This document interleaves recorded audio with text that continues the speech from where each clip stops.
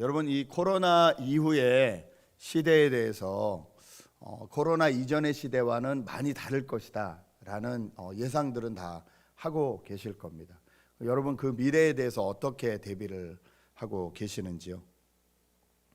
혹시 대비를 하고 계시는 것이 있으신지요? 뉴스나 또는 이렇게 신문이나 이런 것들을 보면 미래에 대한 여러 가지 계획들과 또 예상들이 많이 나옵니다. 그 미래에 대한 예상과 계획들을 저희가 그냥 그대로 다 따라가면 맞는 것이냐? 저희의 경험으로 봐서 그렇지 않을 때가 참 많지요.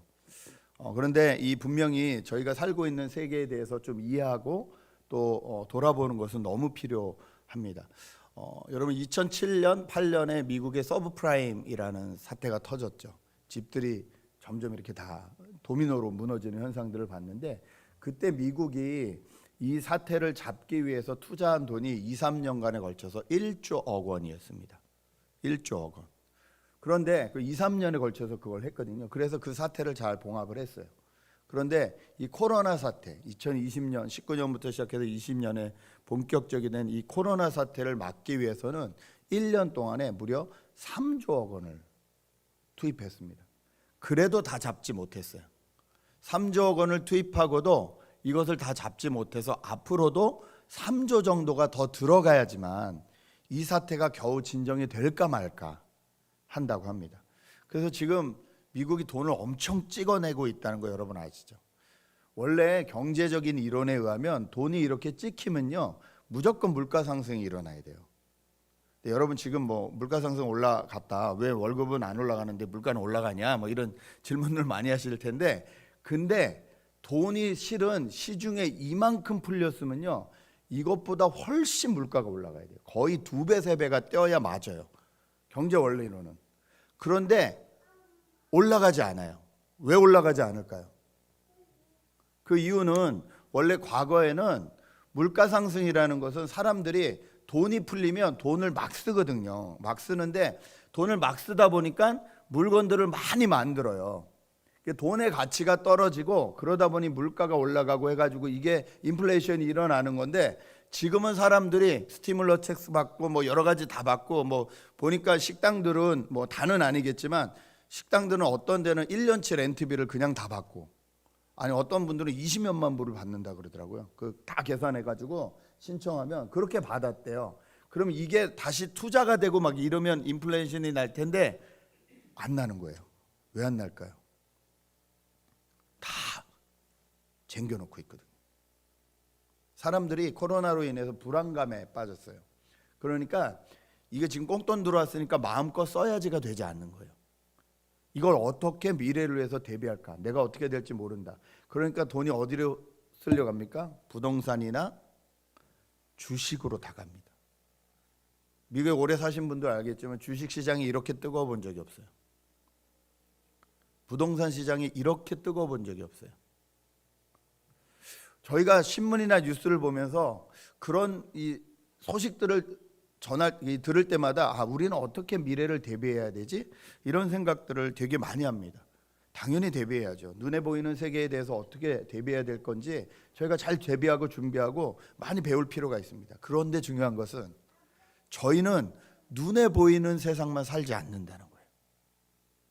이 땅에 살지만 눈에 보이지 않는 세상을 동시에 삽니다. 특별히 예수 믿는 저와 여러분은 하나님 나라를 경험한 사람들은요, 이 땅에서 하나님 나라를 살아요. 이 땅에 발을 딛고 있지만 눈에 보이지 않는 하나님 나라를 사는 훈련을 하고 있어요. 그렇다면 눈에 보이는 뉴스뿐만이 아니라 눈에 보이지 않는 뉴스들은 어떤 것들이 있는지 우리가 항상 기억해야 된다는 거예요. 저희가 오늘 베드로전서를 보는데 베드로가 편지를 썼습니다. 어느 지역에 썼냐면 지도 한번 보여주시겠어요? 아시아, 본도, 갈라디아, 갑바도기아, 비두니아, 옛날에 있던 도시들의 이름이지만, 지역들의 이름이지만 저희가 지금 다 터키 땅이거든요. 저 터키 땅에 있는 흩어져 있는 예수 믿는 사람들에게 편지를 썼는데 왜 썼냐면 이제부터 더 엄청난 핍박과 박해가 있을 것이다. 베드로전서 5장을 보면 베드로는 내가 이 편지를 어디서 쓰냐 그러냐면 바벨론에서 쓴다 이렇게 얘기하고 있어요. 그런데 이 당시에 바벨론이라는 지역은 남아 있으나 바벨론이란 나라는 없었어요. 그런데 베드로는 내가 이것을 바벨론에서 쓴다 했는데 그 편지를 읽은 사람들은 다 알아들었어요. 마치 저희가 내가 미국의 갬블의 도시에 지금 있다 그러면 여러분 어딘지 다 이해가 되시죠? 이것과 같은 거예요. 그 당시에 바벨론은 로마를 말했습니다. 로마, 특별히 AD 60년이 넘어서 네로 황제의 핍박이 시작됐어요. 네로 황제의 핍박이 온 기독교인들에게 퍼지기 시작했어요. 그때 로마에서 가장 먼저 소식을 들은 베드로는 이미 핍박이 시작되었고 개인적인 핍박이나 이런 게 시작되었다는 것을 들었고 그것을 겪는 사람들에게 이제는 더 큰 핍박과 어려움이 올 것이다. 그것을 대비하라라고 하면서 쓴 편지가 베드로전서예요. 그러므로 우리가 이 편지를 통해서 이 땅에서 사는 이 미래에 대한 계획이나 훈련뿐만이 아니라 우리가 눈에 보이지 않는 그곳의 미래에 대한 계획이나 훈련을 어떻게 할 것인지를 살펴보는 것이 중요합니다. 여러분 2008년이 아니라 죄송합니다. 그 기독교 박해국가 감시단체 오픈도어스 USA라는 그룹이 있어요. 그 그룹들은 기독교인들이 지금 전 세계에서 어떻게 핍박을 받고 있는지에 대한 것들을 조사하고 그것을 어떻게 대비할 것인지에 대해서 연구하는 기관인데요. 그 기관에 의하면 지난 한 해, 그러니까 코로나로 인해서 저희가 온 세계가 정신이 없던 이 한 해에 세계적으로 3억 4천만 명의 기독교인들이 핍박과 차별을 당했다라고 보고가 됩니다. 그리고 그 중에서 4,761명이 기독교를 믿는다는 이유로 살해당했어요. 4,700명이 죽었어요. 뿐만 아니라 4,488개에 달하는 교회가 테러와 같은 아주 심한 영적인 공격을 작년 한 해에만 받았다고 합니다. 이게 너무 다른 나라들 이야기 같아서 저희가 살고 있는 이 땅에선 일어나지 않는 일 같은데 아니요, 저희가 조금만 귀를 기울여 보면 저희 주변에도 계속 일어나고 있는 거예요. 여러분 미국 감리교단 중에서 제일 큰 미국 감리교단이 있어요. 그 중에서 이번에 목사님들이 갑자기 쫓겨나셨는데 쫓겨나신 목사님들이 다 한국 분들이세요. 왜 쫓겨나셨냐면 동성애에 대해서 다른 의견을 냈다는 거예요. 그 교단과 달리. 근데 이 감리교는 이렇게 그 감독이라는 제도가 있어서 한 감독이라는 사람이 그 지역의 이 교회들을 다 관리하게 돼 있거든요. 그렇게 돼 있는데 그 중에서 그 감독이 딱 집어서 한국 목사님들만 다 사임을 시켰어요. 그걸 이유로. 근데 그 감독분이 일본 분이세요. 이래서 문제가 됐어요. 이게 과연 지금 정치적인 문제냐, 종교적인 문제냐. 지금 저희가 살고 있는 이 미국 땅에도 지금 이것으로 한국 이 분들이 계시는 교회, 특히 한인 교회들은 지금 다 연합으로 운동하고 기도하고 막 이런 운동들이 일어나고 있어요. 이런 영적인 싸움뿐만이 아니라 개인적으로도 저에게는 날마다 싸움이 있습니다. 여러분 혹시 지난주에 영적인 싸움 하셨습니까? 저는 아주 심하게 했습니다. 아내와 제가 이렇게 도란도란 아침에 이야기를 했어요. 도란도란 이야기를 하다가 이제 교회 얘기가 나왔어요. 성도님들 얘기가 나왔어요. 도란도란 얘기를 하다가 결국은 싸웠어요. 저희 집 얘기를 싸운 것도 아니고 교회 얘기하다가 성도들 얘기하다가 좋은 얘기했잖아요. 좋은 얘기하다가 싸웠어요. 말투 때문에 싸우는 거예요. 말꼬리 때문에 싸우는 거예요. 아니 왜 당신은 그걸 꼭 그렇게 봐? 이렇게 볼 수는 없어? 저도 와이프도 성도님들이 잘 되기 원하고 교회가 잘 되기 원해요. 목적은 같아요. 그런데 뭐 때문에 싸워요? 그 말투 때문에, 표현하는 방법 때문에. 아들하고 이야기를 하는데 아들이 뭔가 질문을 했는데 거기에 대해서 제가 부드럽게 얘기할 수 있었는데 또 옛날의 습관이 나와서 그냥 툭 얘기를 해버렸어요. 거기서 대화가 끝나버렸어요. 더 하나가 될 수 있는 시간이었는데, 더 그 마음을 깊이 알아볼 수 있는 시간이었는데 그 기회를 또 놓쳐버렸어요. 그 아이가 출근한 다음에 제가 깨달았어요. 내가 또 영적인 싸움에서 졌구나. 여러분, 이 베드로서를 통해서 우리의 영적인 미래를 어떻게 대비하고 계획해야 되는지, 베드로는 무엇을 얘기하고 있는지를 붙들기 원합니다. 베드로전서 1장 1절에서 12절까지는요, 우리가 믿음으로 굳건히 하나님 앞에 나가면 하나님이 구원해 주실 것을 믿어라, 이렇게 얘기해요. 그 다음에 저에게 말하는 게 뭐냐면, 첫 번째, 우리가 미래를 대비하기 위해서는 하나님의 은혜를 끝까지 붙들고 있어라, 이렇게 말하고 있습니다. 하나님의 은혜를 끝까지 붙들고 계십시오. 13절 말씀 보겠습니다.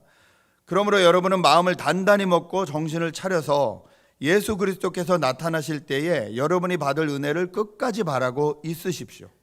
여기서 마음을 단단히 먹고 정신을 차려라 라는 이 번역을요, 개역성경으로 보면 너희의 허리를 동이고 준비하여서 나가라 그래요. 이것은 베드로가 지금 6월절에 출애굽 사건 있을 때 마지막 방에 들어가서 장자들 다 죽었는데 이집트에 하나님이 이스라엘 백성들 구원해 주시는 그 사건, 패스오버 그 사건을 얘기하고 있는 거예요.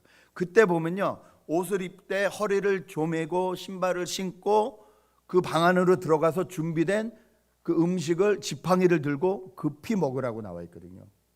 하나님의 구원의 여정이 시작되었는데 그 구원의 여정 가운데 너희가 뭘 준비해야 되냐는 것을 얘기하고 있어요. 그런데 그런 마음으로 뭘 바라라고 하냐면 여러분이 받을 은혜를 끝까지 붙들라고 얘기하고 있어요. 여러분, 우리가 영적으로 미래를 대비하기 위해서 가장 먼저 생각해야 되는 것이 하나님의 은혜를 붙잡는 일입니다. 질문 하나 드릴게요. 여러분, 우리가 구원받는데 믿음이 필요하다 그러죠. 그럼 질문하겠습니다. 구원을 받는데 은혜가 먼저일까요? 믿음이 먼저일까요? 우리의 구원을 위해서 은혜가 먼저일까요? 믿음이 먼저일까요? 어떻게 대답을 해야 되나? 일부에서는 자신 있게 믿음이 하시는 분들이 많았는데, 구원은요, 은혜로 시작해서 믿음으로 완성되는 겁니다. 근데 굳이 순서를 따지자면 은혜가 먼저예요. 왠 줄 아세요? 은혜는 뭐냐면 하나님이 우리와 깨어진 상태를 회복시키기 위해서 하나님이 준비하신 것이 은혜예요. 예수 그리스도를 이 땅에 보내시고 십자가에 죽게 하시고 부활하여서 죽음을 이기게 하시고 그 다음에 하나님을 만날 수 있는 길을 열어주신 것, 이걸 은혜라 그래요. 그러니까 이것이 준비되어 있지 않으면 이것을 받아들이는 믿음은 소용이 없는 거예요.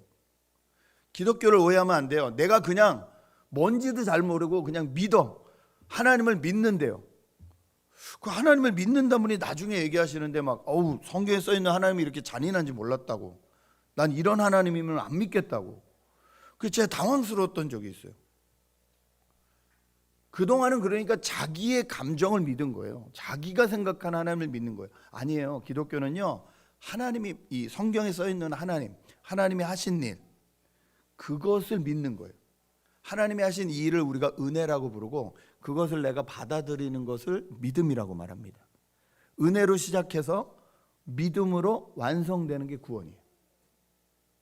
자, 은혜를 붙들어라 이 얘기를 한참 하다가 갑자기 그 뒤에 보면 14절부터 순종하는 자녀로서 여러분은 전에 모르고 쫓았던 욕망을 따라 살지 말고 여러분을 불러주신 그 거룩하신 분을 따라 모든 행실을 거룩하게 하십시오. 은혜를 붙들라는 얘기를 하더니 갑자기 거룩하라고 얘기를 하세요. 여러분, 거룩이 뭡니까? 여러분에게 거룩은 뭡니까? 거룩은 이건가요? 이렇게 양복 입고 이게 거룩인가요? 이렇게 하면 거룩하다고 생각하시는 분들 되게 많아요. 오늘 제 1부 끝나니까 또 그 말을 들었어요. 목사님 다우십니다. 왜 양복을 입으면 목사님답고 청바지를 입으면 목사님답지 않은 걸까? 그분들이 생각하는 이미지가 있는 거예요. 그 이미지가 나쁘다는 건 아니에요. 그런데 이렇게만 목사님다우면 이게 될까? 속는 거 아닐까? 여러분이 생각하는 거룩은 무엇인가요? 여러분, 성경이 말하는 거룩은요, 구별됨이에요. 구별됨. 그러므로 거룩은 doing이기 전에 being이에요. 상태예요. 하나님이 구별하셨다는 상태, 이게 거룩이에요. 이걸 이해하지 못하면 안 돼요. 이걸 이해하면 그 사람은 거룩한 doing을 하게 된다는 거예요. 다시 말해서 구별된 행동을 하게 된다는 거예요. 베드로는 은혜를 붙잡으십시오라고 말하더니 갑자기 거룩하십시오 이렇게 얘기해요. 하나님의 은혜를 붙잡는 것이 뭐냐? 하나님의 은혜를 붙잡는 것이 왜 필요하냐? 우리는 이 땅을 살면서 계속 구별돼야 되기 때문에 그래요. 순간순간 계속 결정해야 되기 때문에 그래요. 그때 세상적인 결정을 할 것이냐, 하나님을 따른 결정을 할 것이냐를 계속 구분해야 되거든요. 구별해야 되거든요. 거룩해져야 되기 때문에. 그래서 베드로는 그 과정 가운데 꼭 필요한 것이 하나님의 은혜라는 거예요. 하나님이 날 위해서 무엇을 하셨나? 이것을 기준으로 구분하고 구별할 수 있어야 된다는 거예요. 뭐 이렇게 말하면 다 아시겠지만 그래도 본인이 이렇게 말해달라고 했으니까 이렇게 말을 합니다. 한 형제가 아이들을 데리고 이제 시합에 나가야 되는데 주일이 꼈어요. 그래서 이렇게 시합에 나갔어요. 나갔는데 주일이니까 거기 같이 가신 분들한테 부탁을 해서 내가 조금 이 아이들하고 먼저 예배를 드리겠다. 그래서 우리가 예배를 먼저 드리고 가겠다. 그랬더니 그분이 가시는 많은 분들 중에 많은 분들이 거기 뭐 교회 다니시고 하시는 분이니까 그냥 다 같이 하시죠. 그래서 애들을 다 새벽 5시에 깨워서 예배를 드렸대요. 근데 거기 안 믿는 분들도 계셨다는 거예요. 그래서 같이 예배를 드렸대요. 그래서 잘했다.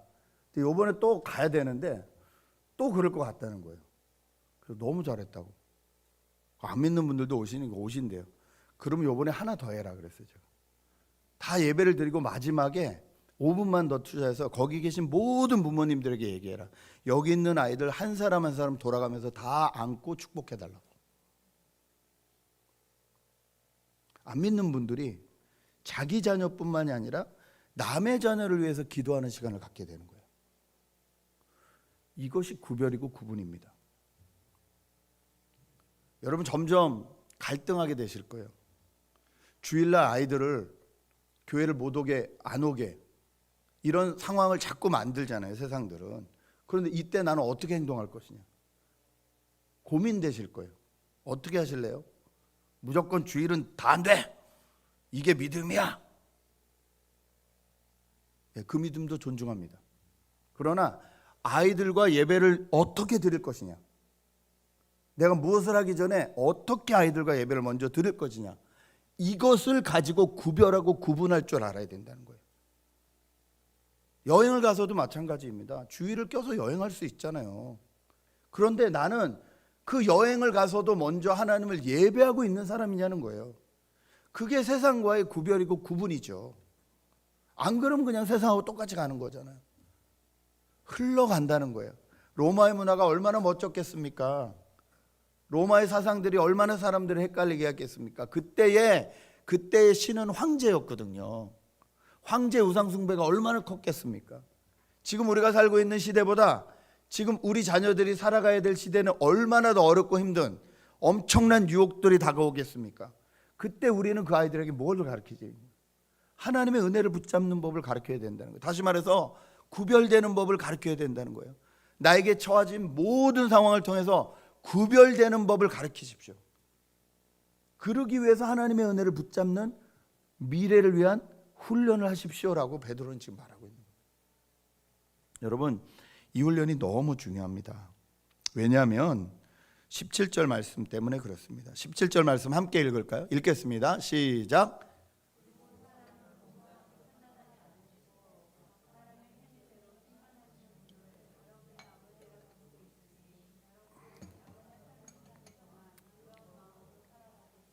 네, 여러분 저희는 하나님 앞에 사는 사람들입니다. 사람이 아니에요. 사람이 기타 가다 하는 건 문제가 되지 않아요. 나는 하나님 앞에 어떻게 살고 있느냐, 이게 중요해요. 그리고 이것을 아이들한테 가르치는 게 중요해요. 다음 세대에게. 그러므로 여러분 기억하십시오. 우리는 미래를 위해서 하나님의 은혜를 붙드는 연습을 계속해야 됩니다. 그 은혜는 우리의 삶의 구별됨으로 계속 나타날 거라는 거예요. 두 번째는 해방을 선포하라는 겁니다. 18절입니다. 여러분은 조상으로부터 물려받은 여러분의 헛된 생활 방식에서 해방되었습니다. 여러분도 아시겠지만 그것은 은이나 금과 같은 썩어질 것으로 된 것이 아니라 흠이 없고 티가 없는 어린 양의 피와 같은 그리스도의 귀한 피로 되었습니다. 예수 그리스도로 인하여 해방되었다. 이걸 선포하라는 겁니다. 여러분, 우리가 하나님 자녀로 거듭났는데 하나님 자녀답게 살지 못하게 하는 게 뭡니까? 거의 여러분이 가지고 있는 옛 습관들일 거예요. 옛 습관들이 내가 하나님 나라 백성답게 사는 걸 자꾸 방해해요. 그리고 뭔가 좀 하려고 그러면 옛날에 들었던 말과 옛날에 배웠던 그 방식이 나를 자꾸 막아요. 그래서 새로운 일을 하지 못하게 돼요. 그런데 베드로는 뭐라고 하냐면요, 미래를 위해서 그리스도로 인해서 해방되었다는 걸 날마다 선포하라는 거예요. 여러분, 이것이 얼마나 우리에게 중요한지 모릅니다. 여러분, 이 죄, 행동, 습관, 이거는 생각에서 시작되잖아요. 많은 사람들도 뭐 자녀를 키우니까 꼭 찾아서 보실 텐데, 교육가들이나 그런 전문가들의 이야기를 들으니까 생각에도 길이 있대요. 이 생각의 길은 들은 것에 의해서 만들어진대요. 어떻게 듣느냐에 따라서 그 사람이 그것에 반응하는 게 딱 길이 세워진다는 거예요. 예를 들어 아이가 뭔가를 열심히 만들었어요. 결과적으로는 다 망쳐버렸어요. 그럼 어떻게 반응을 해요? 이렇게 반응하시는 분들 있죠. 그러니까 네가 뭐래, 하지 말라 그랬지. 제대로 하지 못할 거면 하지도 마. 시작도 하지 마. 왜 그것도 제대로 못해? 몇 번을 가르쳐줬어? 이 부모가 자녀를 사랑할까요, 안 사랑할까요? 엄청 사랑해요. 엄청 사랑하는데 자기도 모르게 그렇게 말이 나가는 거예요. 이 잘하라는 소리잖아요. 잘했으면 좋겠다는 사랑의 표현이잖아요. 근데 말이 그렇게 나가버린다는 거예요. 또 다른 부모는 똑같이 망쳤어요. 아이고 망쳤네, 괜찮아. 근데 너 아까 보니까 요 부분 되게 잘하더라, 이렇게 얘기해 준다는 거예요. 자, A란 말을 듣고 자란 자녀와 B란 말을 듣고 계속 10년, 20년 자란 자녀가 크면 이렇게 반응을 한다고 합니다. A를 듣고 자란 그 자녀는요, 회사에서 뭔가 새로운 프로젝트를 딱 맡기면 일단 안 하려고 그래요. 어떻게 하면 안 할 수 있을까? 이 새로운 프로젝트에 대해서 내가 어떻게 하면 책임을 지지 않을 수 있을까? 책임져야 되니까. 망치면 잘릴 수도 있으니까. 그런데 B란 말을 계속 듣고 자란 자녀는 일단 한다는 거예요. 하다가 잘못됐으면 잘못됐네요. 그런데 뭐를 제가 수정하면 이게 제대로 될까요? 라고 묻는다는 거예요. 여러분, 여러분의 다음 세대 아이들이 A처럼 크기 원하세요? B처럼 크기 원하세요? 누구나 다 B처럼 크기 원할 거예요. 그러면 예수 그리스도의 이름으로 여러분의 과거를 잡는 것들을 다 선포하고 해방시켜야 됩니다. 여러분이 어떤 과정에서 어떻게 배우고 어떻게 자랐는지 이것이 그대로 나가거든요. 그러지 않으세요? 부모님한테 들은 말이 나도 모르게 나가요. 어쩜 그렇게 자동인지. 에? 어쩜 그렇게 자동인지. 신기하죠? 몇십 년이 지났는데 정말 화가 나면 그 어머니한테 중고등부 때 들었던 그 욕이 그대로 생각이 나요. 저희 어머니 경상도시거든요. 경상도 이쪽 좀 이렇게 말할 때 무식한 거 아시죠? 저희 어머니 대학원 출신이세요. 대학원 2개나 나오셨어요. 제가 이거를 너무 싫어서 예수 믿고 어머니한테 정식으로 앉아서 항의한 적이 있어요. 어머니 말씀하시는 건 시장에서 자판 깔고 장사하시는 분들보다 험하다. 나는 그 말 듣고 싶지 않다. 그때부터 어머님이 딱 끊으셨어요, 그 욕을. 근데 웃긴 건 그 DNA가 제 안에 있는 거예요. 정말로 화가 나면 훈련돼서 밖으로는 얘기 안 하는데 속에서는 이미 눈가를 다 뺐고 뭐 난리가 났어요. 난리가 났어요, 안에서는. 이게 막 올라오는 길이 있어요. 이럴 때 어떻게 해야 될까요? 예수 이름으로 물러가라. 우리는 이 과거의 잘못된 모든 습관과 죄성과 이것들로부터 이미 해방되었습니다. 이걸 선포해야 미래로 나갈 수 있어요. 앞으로 달려나갈 수 있어요. 우리의 이것들을 방해하는 모든 것들은 예수 그리스도의 이름으로 풀어야 돼요. 선포해야 돼요. 해방해야 돼요. 끝났다. 매이지 말아라.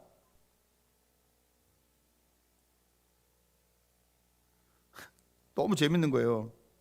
누가 이렇게 이 말을 자꾸 들으면요, 회사에 가서 상사가 이렇게 보고서를 보고 쯧쯧쯧 그러면 이미 좌절한대요. 근데 실은 알고 보면 그분이 이빨이 안 좋아서 계속 이러고 있는 건데, 상사는 부모님한테 항상 쯧쯧쯧을 듣다 보면 쯧쯧쯧만 나오면 이미 다운이 되는 거예요. 여러분 안에 뭐가 남아있는지 보십시오. 그리고 그것이 잘못된 것이라면 이 시간에 나사렛 예수 이름으로 다 해방시키시길 주님의 이름으로 축복합니다. 그래야 우리에게 미래가 있고 우리 자녀들에게 미래가 있기 때문에 그렇습니다. 마지막으로 말씀드리고 싶은 건 진리에 순종해야 된다는 거예요. 베드로는 이렇게 말합니다. 22절, 여러분은 진리에 순종함으로 영혼을 정결하게 하여서 끊임없이 서로 사랑하기에 이르렀으니 순결한 마음으로 서로 뜨겁게 사랑하십시오. 진리는 변하지 않는 걸 진리라고 합니다. 여러분, 이 세상에서 진리가 뭐가 있을까요? 변하지 않는 것. 부부의 사랑? 자녀를 향한 부모의 사랑? 가능성이 높지만 이것도 변할 때가 있어요. 그렇죠? 뭐가 변하지 않을까요? 하나님의 사랑입니다. 그리고 하나님이 사랑하신다는 것을 증거해 놓으신 하나님의 말씀, 이것이 진리예요. 여러분, 하나님은 저와 여러분을 사랑하십니다. 그 이야기가 창세기부터 요한계시록까지 다 써 있어요. 하나님이 우리를 사랑하신다. 죄 지은 우리를 사랑하신다. 그것도 죄성에 빠져 있는 우리를 사랑하신다. 이게 진리예요. 그 진리가 어떻게 증명된다고요? 말씀을 통해서 증명된다는 거예요.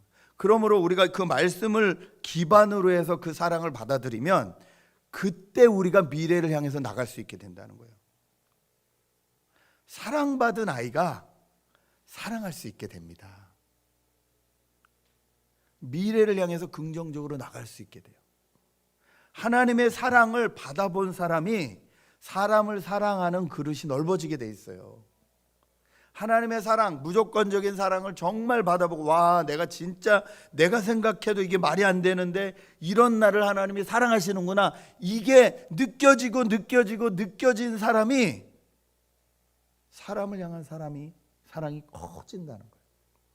그럴 수도 있지, 뭔가 사정이 있나 보다. 점점 이 범위가 넓어진다는 거예요.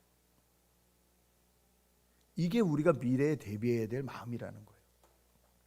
지난주 한 목사님이 이제 한국에서 오셔서 저희가 다른 목사님들이 모여서 이제 같이 강의도 듣고 이렇게 이야기도 하고 했는데, 이민 목회를 30년 이상 하시고 지금 이제 한국으로 가셔서 한국에서 계속 교회들을 깨우고 계신 목사님인데, 여기 상황을 너무 잘 아시죠. 뭐. 여기서 30년 이상 목회를 하셨으니까. 그 목사님이 저에게 도전을 하셨어요. 너에게 교인은 수단이냐 목적이냐, 이렇게 물으시는 거예요. 너에게 교인은 수단이냐 목적이냐, 교회를 유지하고 뭔가 봉사를 하기 위한 수단이냐, 아니면 그 교인 한 사람 한 사람 자체가 목적이냐. 목사가 성도들을 수단으로 생각하면 그 교회에서 성도들은 하나님의 사랑을 경험할 수 없다. 그런데 목사가 그 한 사람 한 사람을 목적으로, 하나님 나라를 위한 같이 갈 영원한 목적으로 생각하면 그 사람들은 정말로 하나님 나라를 경험할 수 있고 하나님의 사랑을 경험할 수 있다. 여러분, 이 질문을 똑같이 여러분에게 드리고 싶습니다. 여러분이 섬기고 있는 이 교회는 여러분에게 수단입니까 목적입니까? 여러분 주변에 하나님이 붙여주신 공동체 이 멤버들은 수단입니까 목적입니까? 진실되게 사랑한다는 것이 무엇일까요? 오늘 베드로는 서로 뜨겁게 사랑하라, 진리에 입각해서 서로 뜨겁게 사랑하라고 그랬는데, 그렇게 할 수 있는 방법은 뭘까요? 내가 나에게 줄로 재어주신 이 시대에 이 상황을 내가 목적으로, 이것이 목표구나, 여기서 같이 거룩해지는 거구나, 여기서 같이 하나님을 배워가는 거구나, 이런 목적으로 삼지 않고 그저 수단으로만 삼는다면, 내 목적이 달성되지 않으면, 내 목적이에요. 내 목적이 달성되지 않으면 얼마든지 끝낼 수 있다는 거예요. 그러니까 지금 교회가 교회랑 싸움을 해요. 성도가 성도랑 비교를 해요. 저희가 이런 세상을 살고 있어요. 잘못된 겁니다. 세상 풍조입니다. 세상의 방법입니다. 그런데 저희도 조금만 영적으로 깨어있지 않으면 그 흐름에 따라갈 수 있다는 거예요. 하나님이 저와 여러분을 이쪽으로 부르신 이유가 있겠죠. 그리고 여기서 배워야 될 것이 있겠죠. 여기서 훈련돼야 될 것이 있겠죠. 여러분, 우리는 그 시간 동안 그것을 배워야 됩니다. 진리에 입각해서 뜨겁게 사랑하는 법을 배워야 돼요. 정말 내일처럼 기도하는 법을 배워야 돼요. 감사하게 하나님이 저에게 그런 조건들을 자꾸 주세요. 다 같이 기도할 수 있는 조건들을 주세요. 아프기도 하시고 문제가 생기기도 하고 더 한 번 기도할 수 있는 기회도 주세요. 이때 정말로 내가 전심으로 마음을 향해서 기도하는 분은 정말로 하나가 되실 거예요. 여러분, 이것이 우리가 하나님을 배워가는 방법이고 이것이 미래를 대비하는 방법임을 잊지 마십시오. 오늘 저희가 주님의 만찬을 뗄 텐데 이 주님의 만찬을 통해서 다시 한번 결단했으면 좋겠습니다. 이 6월 달에 내가 예수 그리스도를 어떻게 따라갈 것인지, 하나님의 은혜를 끝까지 붙잡기 위해서 나는 무엇을 할 것인지, 어떤 구별, 어떤 구분을 계속해서 나가야 될지, 또 어떤 잘못된 습관과 나에게 있던 어느 세력들이 나를 괴롭힐 때 나는 이걸 어떻게 예수 그리스도의 이름으로 해방시킬 건가, 내 자녀들에게, 내 사랑하는 사람들에게 어떻게 그리스도의 이름으로 해방하는 법을 가르쳐 줄 건가, 그리고 마지막으로 말씀대로 진실되게 사랑할 사람, 이 시간에 성령께서 나에게 깨닫게 하시는 그 사람을 놓고 기도할 건가 고민하시는 저와 여러분 되시길 주님의 이름으로 축복합니다. 이 시간 한번 같이 기도했으면 좋겠습니다. 하나님, 신문과 뉴스를 통해서 미래를 예측하고 그것을 위해서 준비하고 계획하듯이 성경과 기도를 통해서 우리의 영적 생활을 예측하고 준비하고 기도하는 저희가 되게 도와주십시오. 정말로 하나님의 은혜를 붙들고 그 가운데서 날마다 구별하고 구분하는 삶을 살고 있는지, 날마다 예수 그리스도의 이름으로 해방을 선포하고 있는지, 자유를 선포하고 있는지, 말씀에 순종해서 뜨겁게 사랑하고 있는지, 이 시간 같이 기도하는 시간 갖겠습니다. 함께 기도하시겠습니다. 아버지 하나님, 은혜를 감사합니다.